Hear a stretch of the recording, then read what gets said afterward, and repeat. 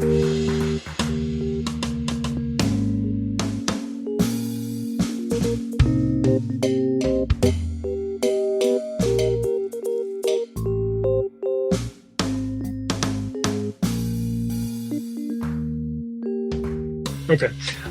Hello, welcome to Onesies, a podcast of one season wonders and blunders. My name's Andrew.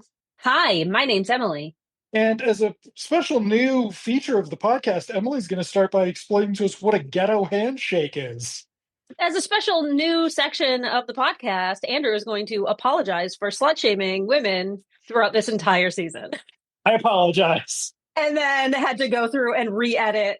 We might have had to re-edit some things. I might have said the words. I would have no problem calling her that if she were Irish. Did you take that out? I mean, no, that was after the pod when you were like, dude, look at what you've been doing. And I was like, oh. But yes, so it's been a bit of a topsy-turvy season.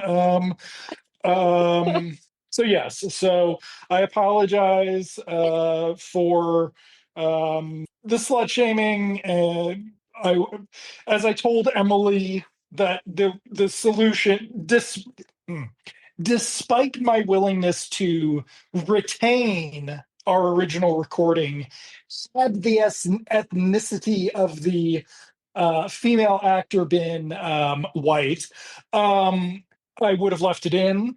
But I mean, bold move. I would have left it in. I would have fucking done it. Yep, that's right. Because she voted for Trump twice. Not sex positive. Okay, but that Did being you said, know? I didn't know this. Kat Dennings is married to Andrew WK. I don't know Andrew WK's politics, but he's like a notorious good guy. Andrew who? Andrew WK? Okay. Well, he's a notorious, like, party good boy. Like a good boy. Fun. I don't know his politics. And I know she makes choices when she's being cast in things, or trying out for things. But Emily's I'm just referring to the fact that Kat Dennings has helped bring Tim Allen back to network television or some shit. After not just him being a piece of shit Republican, but also after Pamela Anderson revealing that he sexually harassed her starting her first day and basically did not stop. I'm not saying that Tim Allen is a good guy. I'm just saying that maybe Kat Dennings isn't as bad as you think she is. I'm not the only one who has a low opinion of her. We listened to another podcast where they've made jokes. But anyway, so I think similarly informed jokes. Well, you know what? They're famous. So, but anyway, so just wrapping up my thing, and then Emily will talk about her ghetto handshakes. The solution to this problem is not for me to research the background of performers to see how I want to defame them during the show and whatnot. It is possibly just not to use, not to slut shame for a gag would actually probably be the better thing. And I get out of it this episode because it doesn't really come up these two episodes. It doesn't. Yeah. Which is nice. Great. Though we do have Megan Good in the first episode and Olivia in the second episode. Very weird. It's like the show takes place in two alternate universes. Yeah. And that's the only difference, because there's no acknowledgement that Megan Good's character exists. Though in this first episode that we'll be discussing, and everyone note that Emily is not taking the space I gave her to discuss ghetto handshakes. Because it's not my space to inhibit. It's Bob. I do not excuse Bob Saget's behavior, and and you putting me in a position to make excuses for white men is actually kind of rude. Wow. You were the one who's like, I love Bob Saget. He's such a good guy. He's funny. These are maybe the two best episodes. Mm-hmm. So there is that. I would argue that this teacher evaluation one is probably the best episode. Yeah. And the second one has, like, the lessons learned are good. We'll get to it. So the teacher appreciation episode is not the dancing episode, thank God. It instead opens with... I keep wanting to call him Danny Tanner. With Bob Saget coming down the stairs. He does a little gag falling down the stairs. Well, that's He's right. looking for his trophy. And we Okay. set up the episode plot that it is teacher evaluation day. He has created a trophy for the teachers who get the best evaluation, i.e., himself. And he is making his daughter very uncomfortable by continuing to want to be the cool teacher, talk about how all the kids love him and blah, blah, blah, blah, blah. She is embarrassed. He is like, I'm gonna get it, I'm gonna get the best teacher again this year, even though it doesn't, the contest doesn't really seem to be like real. It just Right. exists between Bob Saget and Andy Kindler at this point in Maybe time. between the two of them. Like, we'll get to it, but like, there's no, like you said, he made the award trophy It's a himself. trophy. He made the Yeah. trophy himself, which I didn't really catch on, but it makes sense because it is not a competition.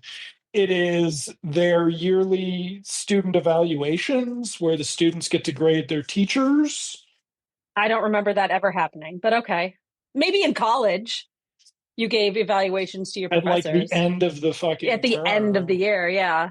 But yes, no, it's not just like an evaluation thing. Apparently, at this school, the teachers, the good teachers, spend the entire day this day sucking up to the class, trying to amuse them, and then telling them straight up to give them good reviews. Yeah. Like, it is manipulative. I mean, if it weren't so silly, it'd be more problematic. Like, Yeah. the we have a new character, Liz, who appears to be a school administrator. Yes. And she's There back in the second episode too. She's back in the second episode too, which makes no sense because we've been operating under the assumption that they got rid of Megan Good at some point or tried getting rid of Megan Good. We think after the pilot, but and there was definitely last episode we talked about the new room episode, which definitely was like aired out of order because we've Yeah. seen Sarah in her new room. But so again, who knows what the order is? Right. Is there maybe Megan Good was just busy and they brought in this other person? Um, unknown. Unknown. But So Megan Good is in this one, right? Megan And Good's in the Olivia, first one. and then Olivia's in the other one. Okay. Olivia's in the other one. So Megan Good comes up actually, and this is what's interesting is that in many of the episodes with Megan Good, she gets referred to by name. Like Hmm. she is best friends, even though we've had the Josh is actually my best friend since second grade when I've been um leading him on. Yeah. I've been friend zoning him. Friend zone's not a thing, but on this show it is. In this universe it is because it's written by white men. Okay. So and they imagine if they'd had the word. Imagine if they'd had the word. Um I saw on threads this morning somebody was like, "What? Oh shit, I forgot what the thing is." She's not calling them incels anymore. She's calling it them dry dick somethings. Anyway, the but we come back after the opening credits, which I really wish it was easier to skip those the way I watch this show. Yeah. Even though the Is theme song is 29 seconds, I really wish I could skip. It's the worst theme song. I was like, oh, I hate this. And then they are upstairs in the kitchen where we get our subplot, right? Yes. The subplot is that Emily, the little sister, is a vegetarian now. There's some jokes about which animals have faces and which don't. Tuna lives in a can, it doesn't have a face, whatever. Um, but she really wants somebody in the family to be vegetarian with her. So, just as an accountability buddy, they don't use that word, but that's essentially what it is. And because dad and older sister are too selfish, grandpa is the only one willing to even entertain the idea. Yes. Um, it's a very, very, very thin B plot. It's very thin, and also it's sort of we're at this weird point in 2001 where they do use language like I need, the dad's like, I support you. You're really, going out on your own and you're showing a lot of moral fortitude. And then he chews on bacon and crunches it in her face and shit, which, Yeah. is incredibly rude, um, to, of it. Yeah. Like, It, we it's aren't it's going not to get it's not into, it's not the best. no. So it's like they know what they should be doing, and instead they're making fun of it, which Yeah. is, once again, probably white dudes. Pretty good summation of white dudes knowing the right thing to do and not doing it and thinking it's funny. Um, but yeah, Grandpa agrees to help. This is where it comes up that Katie, Megan Good's character, is a vegetarian. That is just a She throwaway. she doesn't, well, no, it sets up a Oh, it's the joke. She doesn't faces. eat It's the anything with a faces. Okay. face.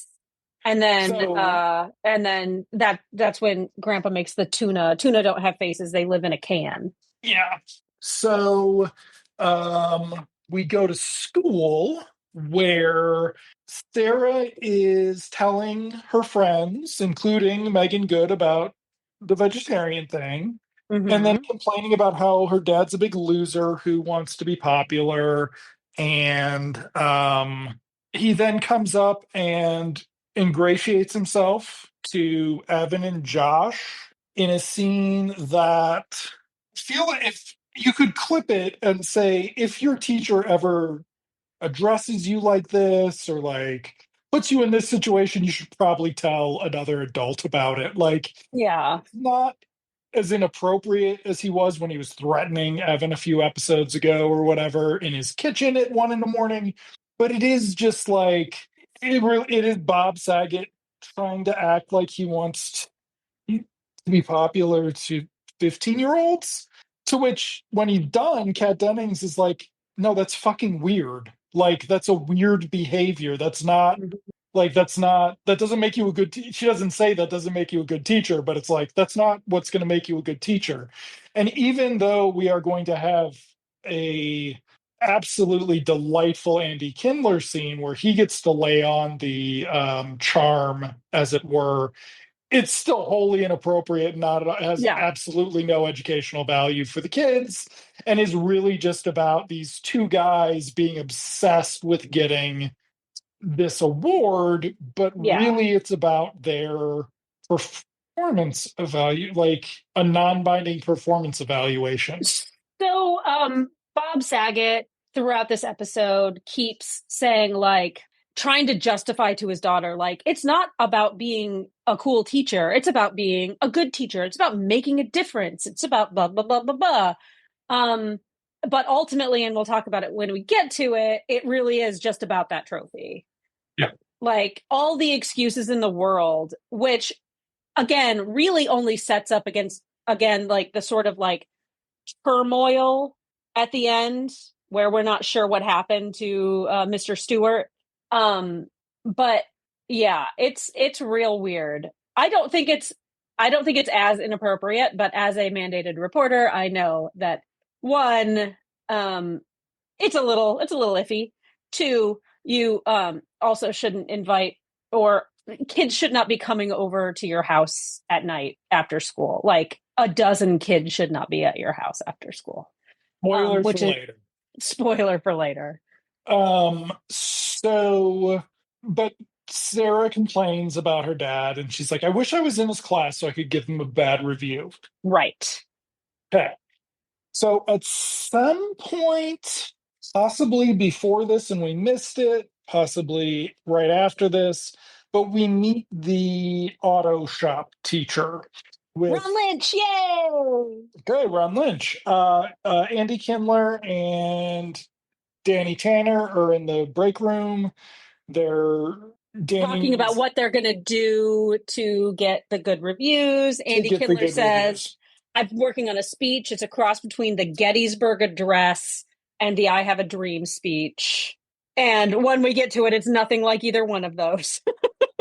Yes, well, speaking of And people who then sometimes get told to put the brakes on a bit on their podcast, and um, then Ron Lynch comes in. He is seemingly very disgruntled. He is playing Mr. Lynch. He normally plays Mr. Lynch. He is very disgruntled, and he is auto shop teacher, and he does not care about the evaluations. he just wants to make sure he doesn't turn his back on the kid with the wrench. And he is, yeah, very funny in a one note kind of way, but this character. Um, but I was very excited to see Ron Lynch. It made me very happy. Made my heart Then I happy.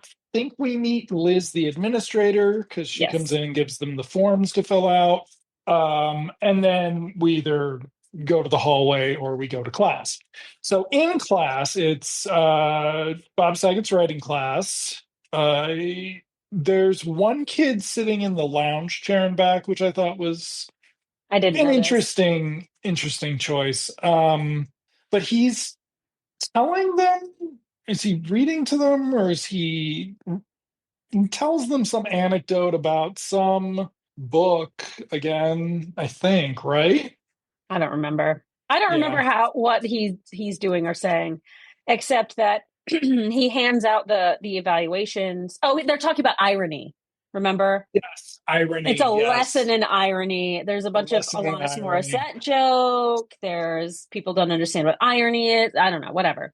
It's not very good, but it sets up sort of the scene It here. also does not address that this ironics. The song's not about irony, Right. which I was waiting for it to do because I was like, oh, it was long enough that they could comment on that. No, they do not. No, they do not. Um, And then he gives them the evaluations and essentially is like, give me the best evaluation ever if you like me. And if you don't like me, just lie.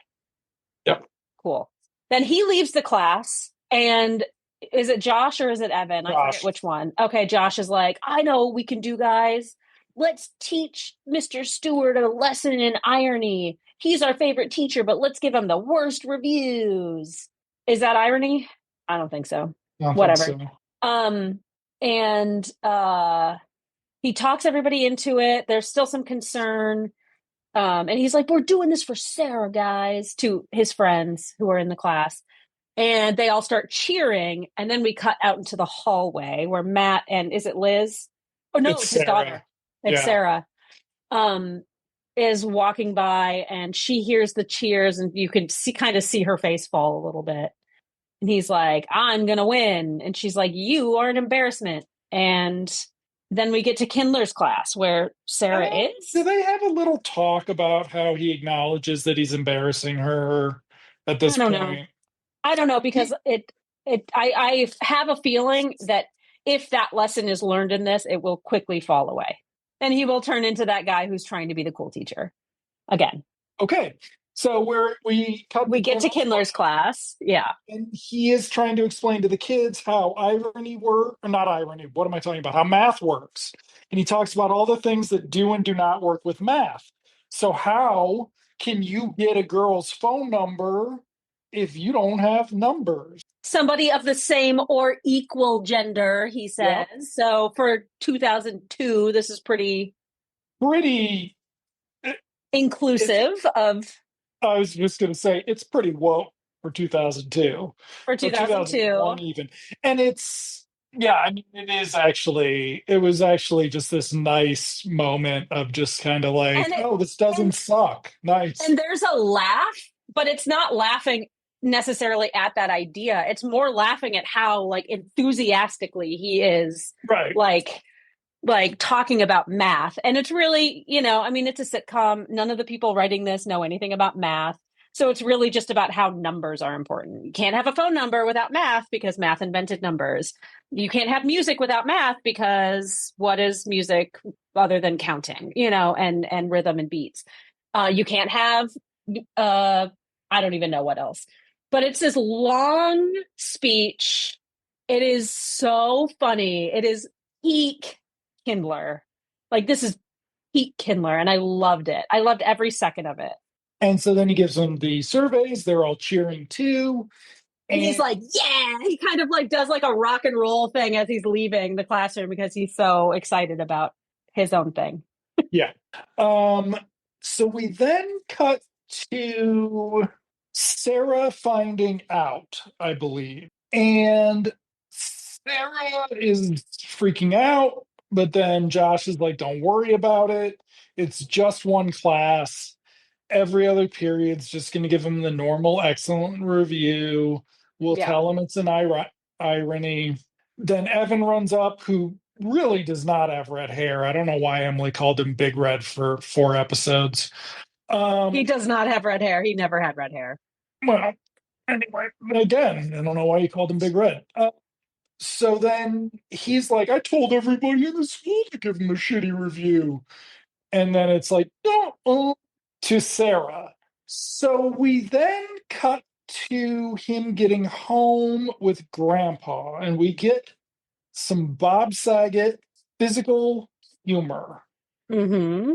which is, Not very good. imagine what would happen if I got up and tried doing it right now. Like, I'm sorry, if you're number one on the call sheet, does that mean you don't rehearse anything? So he's drunk, and his father has picked him up. We also, I think, missed again part of this very thin B plot where Emily Grandpa's comes home hiding. from school and Grandpa Yeah, hides some salami or something. And well, we'll talk about that later. He hides something in a drawer, meat in a drawer that he's been eating, and then continues to lie to his granddaughter about being vegetarian. But yes. that's neither here nor there right now. Now, Grandpa's trying to get Dad up to bed, asks him like what's the deal, and it's all just kind of jokes. It's not even like very serious. There's just some like, I haven't seen you this blottoed since your senior prom. Yeah. I don't know. You know what? I would pay to watch the scene where they're getting drunk. I'd pay to watch that. Because the implication is that all the teachers are out celebrating. Kindler has won the best teacher of the year, which Saget, who had been encouraging Kindler to care more about his evaluation, is like, oh, he sucks. So Yeah. their relationship is very thin, but Yeah. it's just kind of like, They do have a slightly funny scene, I think. Yeah, well, definitely previously in the lounge, the teacher's lounge with Liz, where she's like, "This is petty and juvenile," and they're like, "It might be petty, but it's not juvenile," you know. And oh no, that's in the next scene. I'm sorry, the next one. The next episode. Sorry. yeah, so they are, again, what order is this supposed to be? What is the narrative progression of the season? But yes, Right. in the next one, they play off each other with Liz as sort of a duo. In this one, Kindler's just the only other teacher who gets paid to have lines. Yeah. Except for So, Ron Lynch. and Ron Lynch, who's only in this episode. He's not there. Are Yeah. no other recurring teachers, things like that. Liz coming back for a second episode was a surprise. Mm-hmm. So yeah, but I mean, it's just Saget just seems like a shallow prick.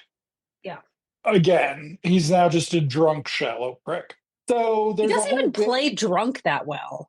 No, because he's the worst fucking actor in the world. Like, why do you think, like, Full House, when your bottom is Bob Saget? Yeah, a fucking 4-year-old's a better actor than Bob Saget. Like, come on. Fair enough. Dude gets outpaced by Candace Cameron Bure, for God's sake. Like, Dave Coulier was probably a better actor, though sexual predator. Of Alanis Morissette. It's all full circle. Ew, I wonder if Saget was like, hey, let's use that. Who's that girl that Coulier was hooking up with in Canada? Let's use her songs. I hope not. I don't Fucking know. gross. Yeah. I've never looked into it either. I just know that that's what it's about, and I'm like, the math just ain't mathing right. The age of people there is just really fucked up. Okay, so but there's a whole bit where he like can't get into the house, and then he drags Grandpa out with him or something. But then the next morning, we get a little bit more about the vegetarian stuff because Mm-hmm. Grandpa's making a green smoothie because smoothies until God, I don't know what, 2009 or something, were always displayed as atrocious. This is one of the amazing things about pop culture, um, fat phobia and body shaming, is that the process of dieting or trying to lose weight, is always was always displayed as just like a revolting, like you're drinking Grass. grass and pond water and you're Yeah. miserable the whole time and you hate it. And it's just like, then what do you want people to be doing, man? Like, oh, I'm sorry, you want them to be starving themselves and throwing up and being in your TV show. Okay, so Saget comes downstairs. He's going to go for a jog to clear his head because he shouldn't have been drinking last night on a He school was night. hungover. There's a lot of like, can't you do that more quietly type Yeah. stuff. Um, I mean, some of the best sound editing on the show to date. While Grandpa's blending things, then Emily comes in for breakfast. She has not given up. She's her sort of vegetarian plot line. Apparently, she eats eggs. She wants two runny eggs, which makes Bob Saget sick. The thought of it. Wants a mushy banana, which again makes Bob Saget sick. He runs out the door. Then Sarah comes down the stairs looking for him. She's concerned because now she fully understands that everybody in the class gave him a bad review and he lost his trophy. Trophy. And she's Which concerned Grandpa about him. says you can talk to him at school. Okay, not to get too much into the canon of raising dad, but in the current situation where they live in this house, we established very early on that they still go to school together. The pilot was them driving to school together. Mm-hmm. We've had an episode where they take the wrong kids. They go the wrong Mm-hmm. direction. Dad and grandpa. Grandpa takes Brie Larson to school. Dad takes Sarah to school. Why she couldn't wait for him to get back from his fucking jog and talk to him makes no sense. No, because school starts at the same time for both of them. Especially since when he gets to school, Liz takes him aside and is like, checks in on him. He's not doing well. She's like, here's what's going to happen. Oh, no, actually, they're in the lounge. Lynch comes in, Yeah. grabs the coffee, grabs some coffee cups, grabs the coffee pot out of the Mr. Coffee. Which Lynch takes the coffee cup, he takes a box, and Bob Saget's like, what are you doing, man? And he's like, I just quit. This is my like This is my severance or going something. away party. Going away party. Yeah. He leaves. Liz either comes in and goes after him or comes in a few seconds later with at Comes in a least the few seconds. coffee pot, I believe. Yeah. And so she's like, all right, Lynch just quit. Something's going on with your students, obviously. Nobody thinks that all your kids hate you. Yeah. I'm going to cover your class. You're going to cover auto shop. Meanwhile, Kindler's there. He's got the trophy around his neck. And he's Drinking coffee out of it. drinking out of it. I thought it was orange juice. It was, Maybe it is. yeah. So, like, he's defaced poor Bob Saget's, I don't know, trophy that Bob Saget gave himself for getting through a season on Full House at some point. Like back at the beginning when he was just like, he really didn't want to be this kind of fucking TV dad. And then, at least his, whatever. God knows what he would have been like without this. So, we then get some good little Kindler bits. Bob Saget being a mopey bitch. We go to the hall or one of the classrooms. I think it's in the hall. And Josh and Evan run up to Megan Good and Sarah and are like, hey, we just heard a teacher quit. And Sarah's like, oh shit, I hope it's not my dad.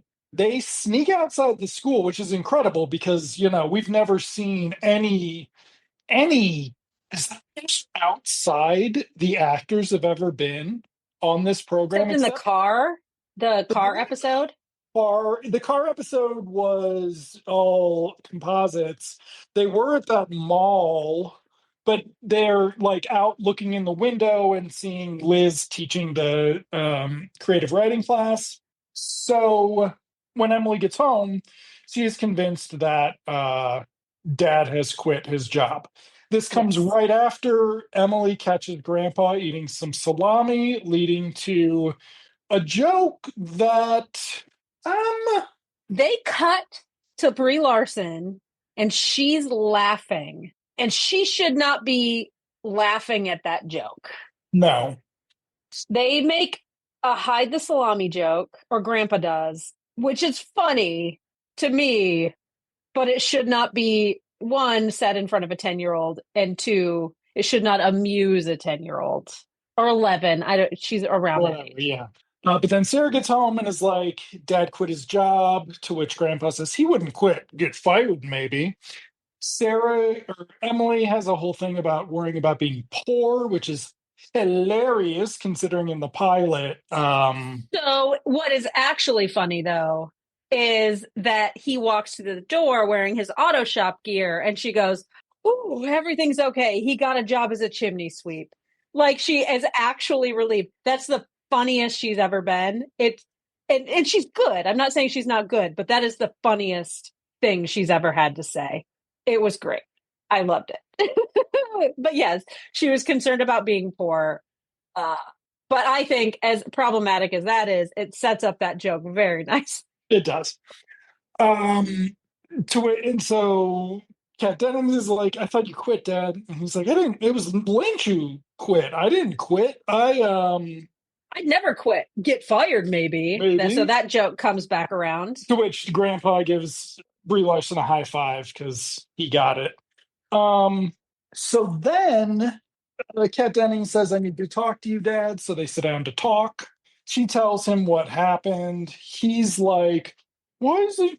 Why didn't you tell me it was such a big deal? If it was such a big deal. And she goes, I did try telling you it I was a big tried. deal, and you fucking ignored me. And he's like, well, yeah, I did, but sorry. And then this is where we get knock at the door, and like a dozen students, including all of Sarah's friends, come in, except for Olivia, because she's not in this episode. It doesn't exist Um, in this universe. come in and um apologize, essentially. And then Evan has some brainiac moment where he uses a big word correctly. It's a He doesn't use it conundrum. correctly because it's not a Well, conundrum. But then it's like, and even I know that that's weird, funny that I know that word. And it's like, I mean, you just, yes, but then also no. Like, yeah. yeah. Um, And then that's that's all the end of the bad for the episode. actor. Yeah. Well, they Yeah. give him a new trophy that's a girls' volleyball trophy. Oh, right, right. And he's like, I've always wanted to be on the girls' volleyball team with my Gross. penis. Ew. Um, yeah, and that's the end of the episode. That's the end of the episode. Despite Bob Saget being an unlikable prick, it was similar stuff was great, The Kindler stuff was and on point. there's no homophobia toward Josh this episode, no Nope. implied homophobia. There's Brie not a Larson lot of gets to it. be funny. Brie Larson gets to be funny. Um, The interaction with grandpa and dad could have been better.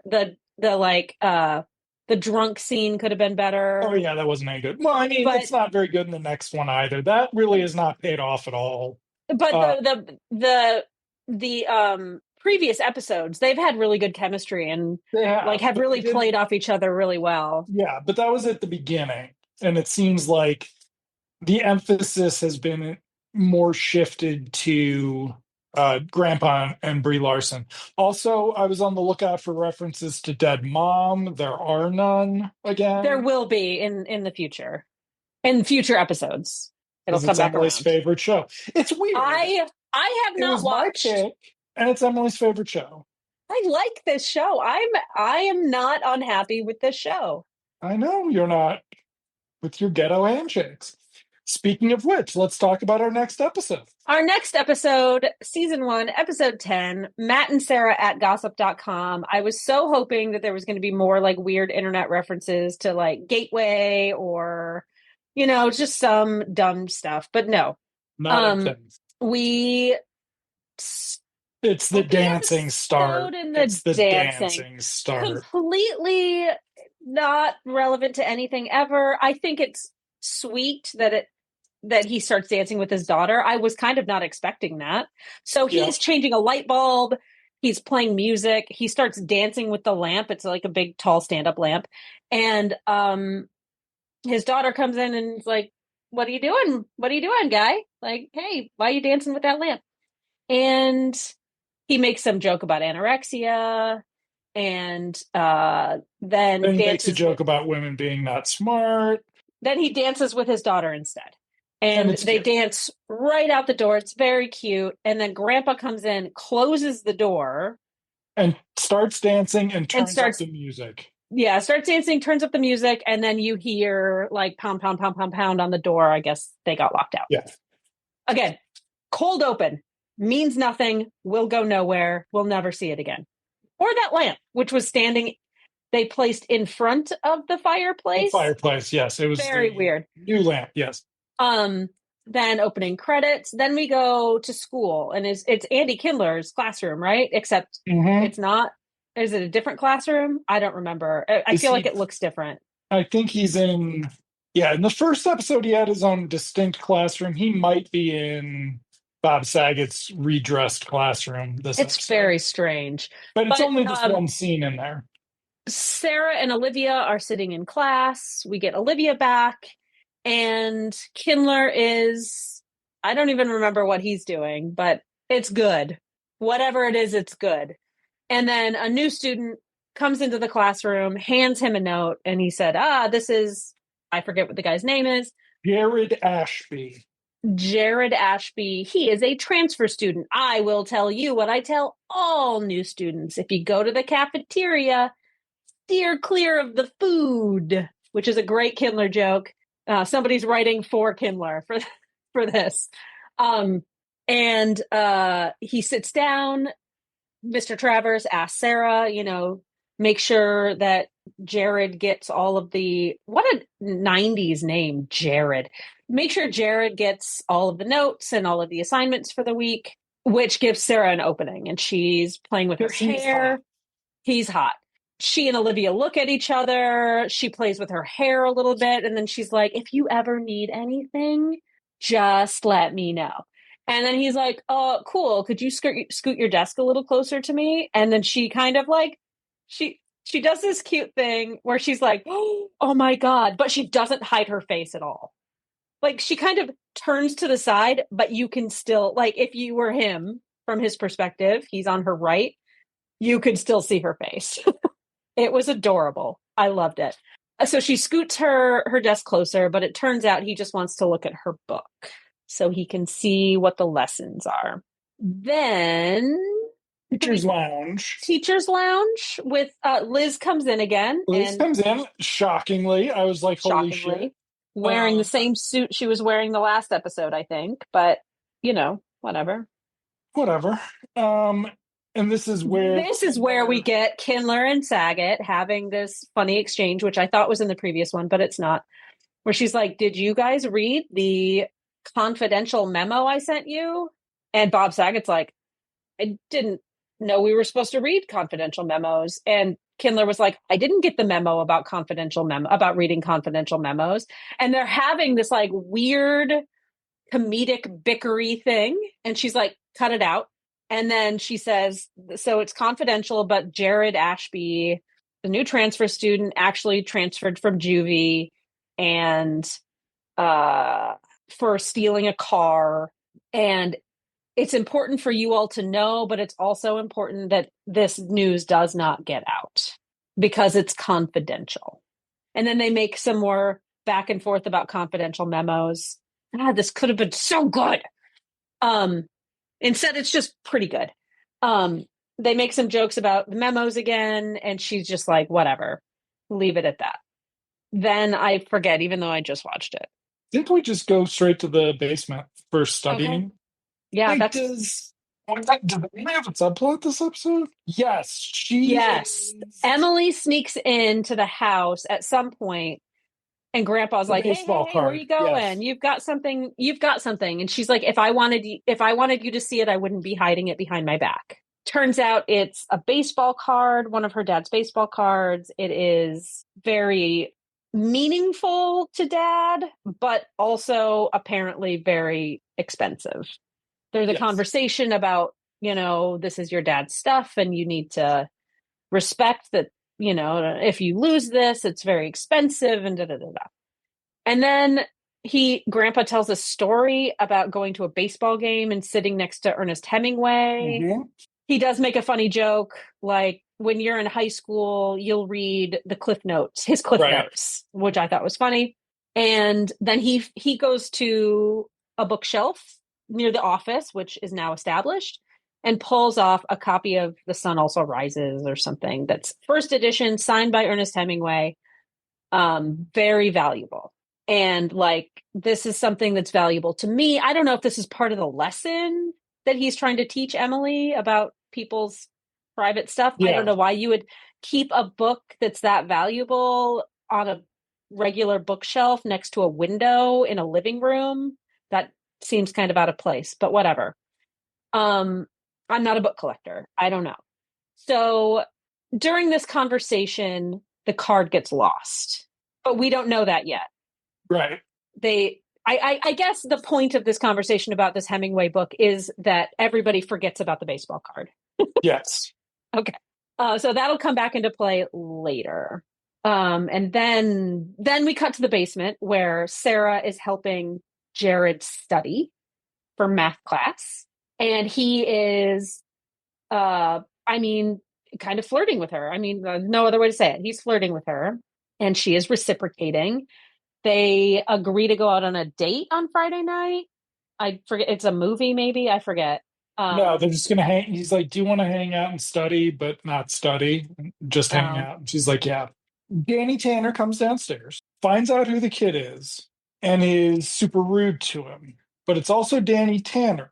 So his affect does not change at all as he's getting rude to the kid.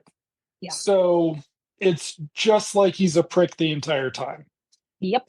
And so the kid leaves through the basement, through the cellar door, like straight outside. We sort of established that Sarah's room had this door, but we've never, I think this is the first time we've really just sort of seen it used this. We've seen We've it. we've seen it used in the past before it was her room. In that one episode where she was living in the basement and she snuck out, remember, Oh, with the guy? right, yeah. Okay. So then Danny Tanner took, Sarah gets really mad. Like, yep. why are you being rude? Why didn't you invite him And for dinner? why didn't you invite him for dinner? Now he's going to go home and call me and tell me he doesn't want to go out with me. And that triggers her even more, or triggers Danny even more. And he's like, you cannot go out with him, and I cannot tell you why.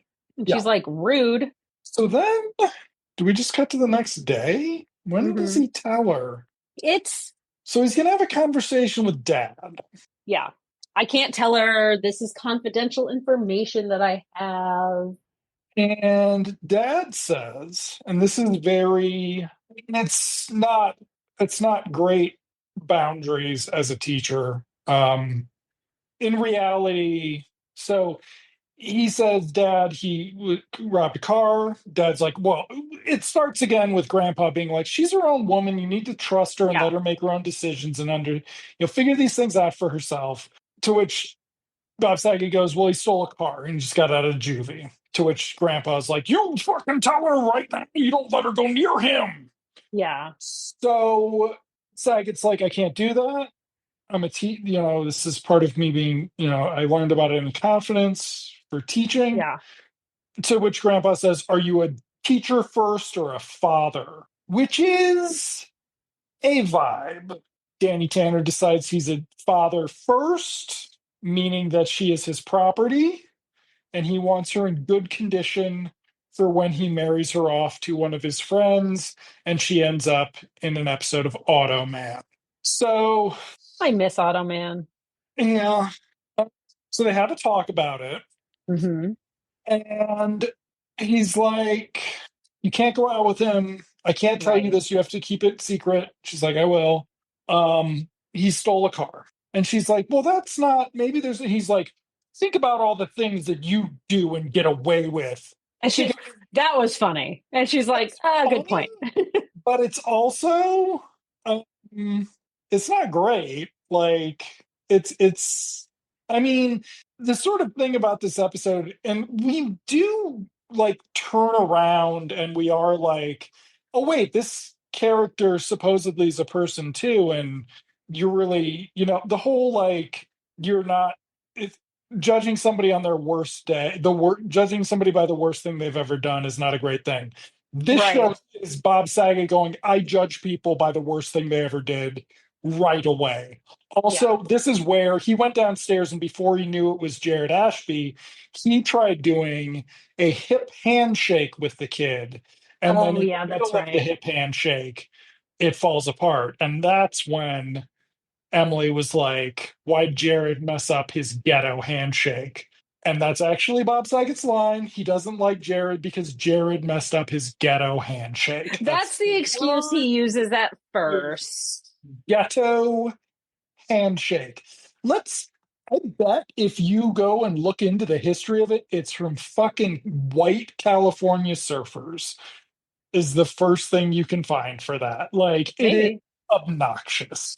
Um, at least he didn't say it to Megan Good. Maybe that's why Megan Good's not in the episode.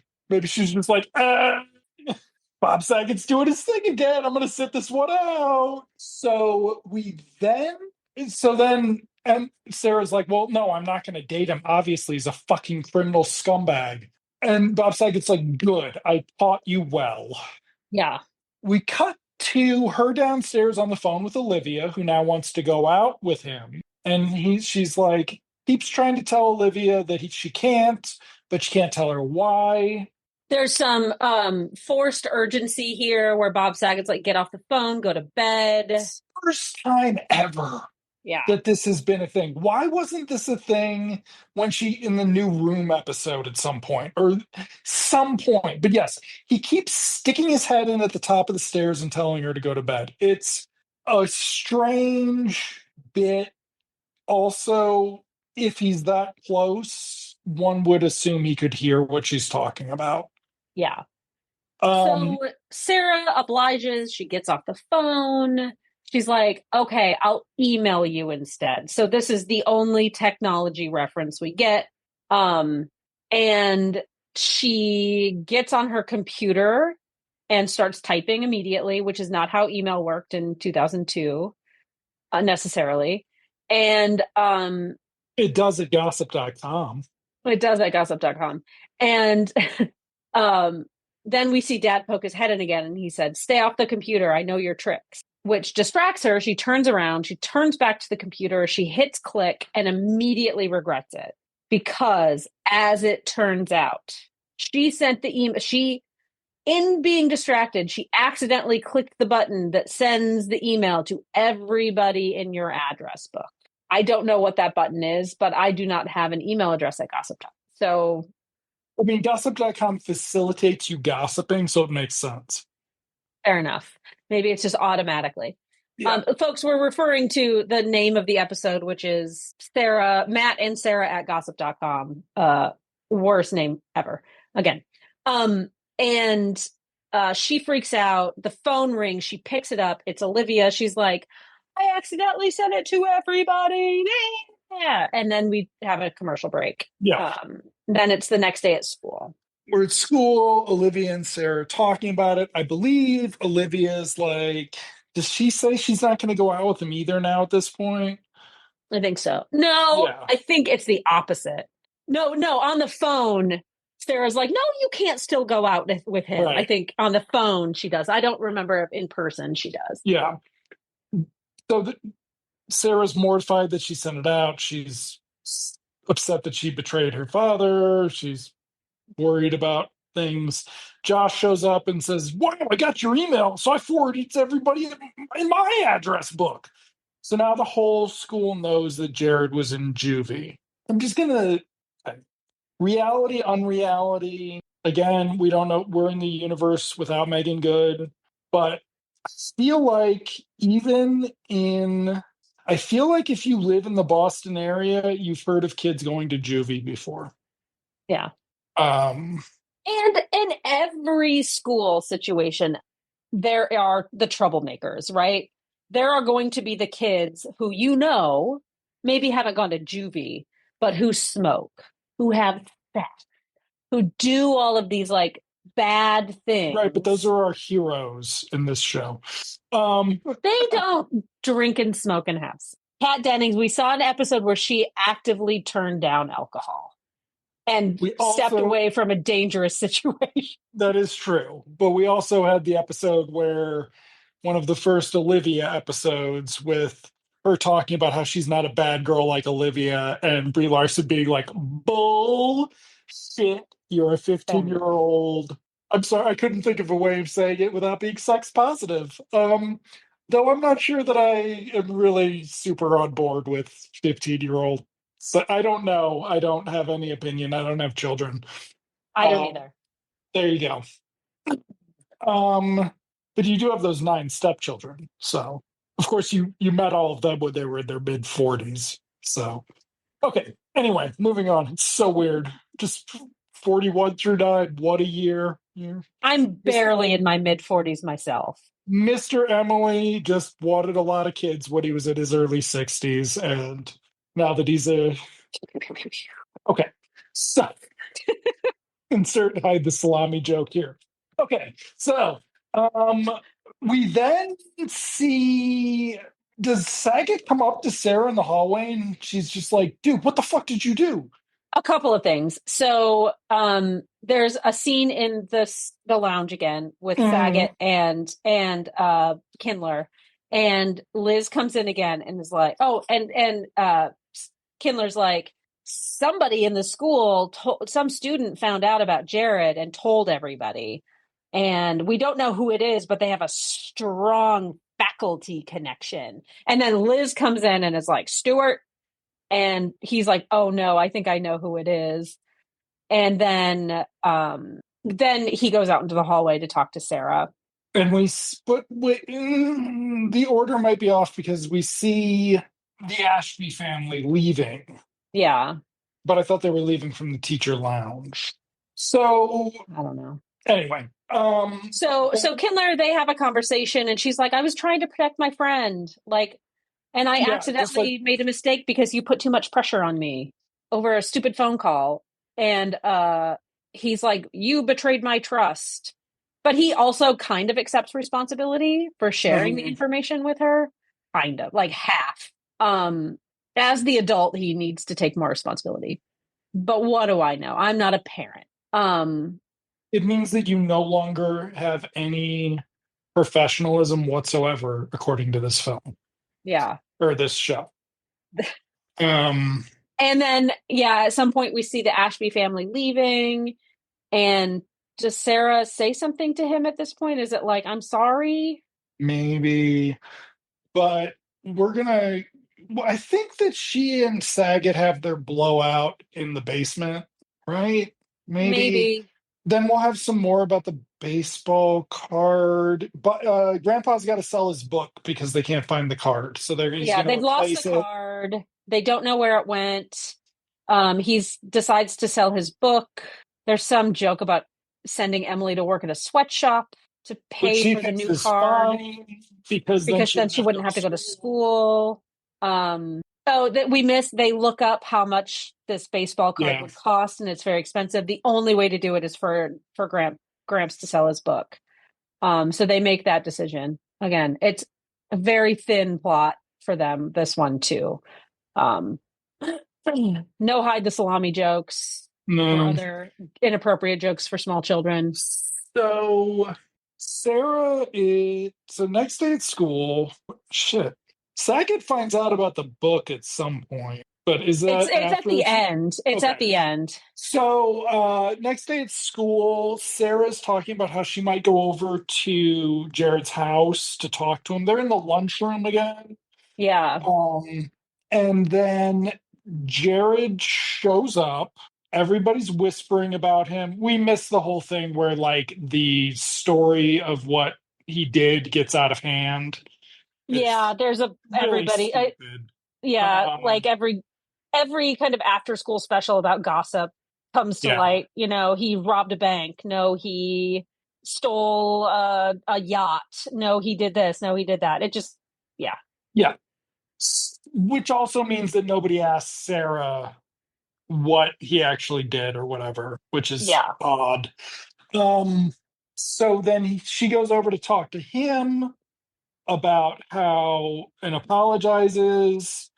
People are then whispering. She then makes a big production of telling everyone to stop whispering about him. Yeah.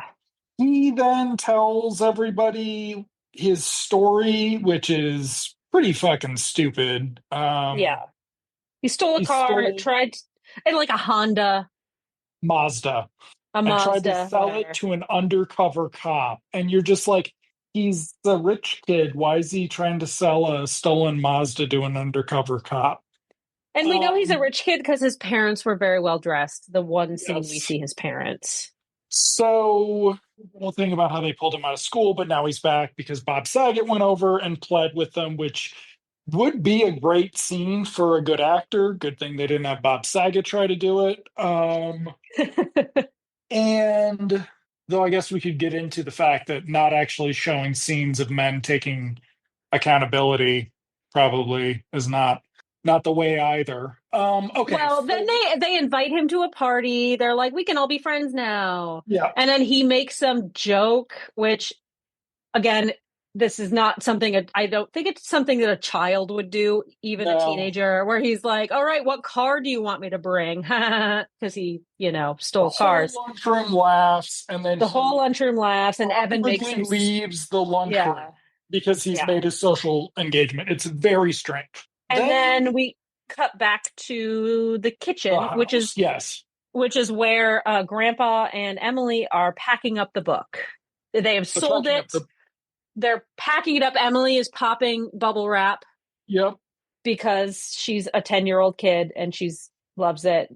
Dad comes in and is like, "What are you doing selling your book?" and starts popping bubble wrap. yep, And they are stumbling around an excuse for Grandpa to sell his book. Matt picks it up and he opens it, and that is where his baseball card is. yep. And suddenly the focus turns to who was touching my baseball card? Why is it in your book? Da da da da da. And And they, the whole and again, I story. think there's like, yeah, there's like a little bit of a storyline there, A little bit of a lesson about people's a little bit of a things. lesson about people's things, and then Another bubble Sarah, wrap joke. yeah, Sarah comes downstairs and is like, "I'm going to the party," so it's Friday night.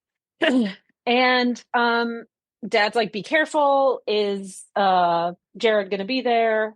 She's like, "Yeah, Jared's gonna be there, it's gonna be fun, everyone's gonna be there, it's gonna be super fun." And then she, on her way out, kind of hugs her dad and sees the baseball card, and she's like, to her grandfather and her sister, like, "Oh, you found the baseball card, that's so great, you don't have to sell your book now," So that revealing, we're out of order, but yeah, that kicks off their resolution to that. yeah, revealing that that's why they're selling the book. Yep, And I think that's the end. that's Yeah. it. Yeah, Yeah. So we are like getting close to halfway through. Um, almost there. Next week's episode is episode 11 and 12. It is First Date, where Dad goes out on a date with another woman. And Do we have then, a guest not, star of note? uh, IMDb is not very good at this. Okay, it'll Brie be a surprise. Larson, Josh. I hope it's Felicity Huffman. Okay, No. Oh wait. That's the episode we just watched. Is he back? Maybe it's just IMDb sucking. And then the second episode we'll be watching next week is called Sam's Enchanted Evening, where Dad and Grandpa get into a fight and Grandpa threatens to move out. okay. So there's that. All right. Thank you for watching, Andrew. I'm sorry you hate this show so much. It's so delightful. These were the better ones. These were the better ones. These were the better ones. Um, Thank you all for listening. Andrew, I'll see you in television land. See you in television land, Emily.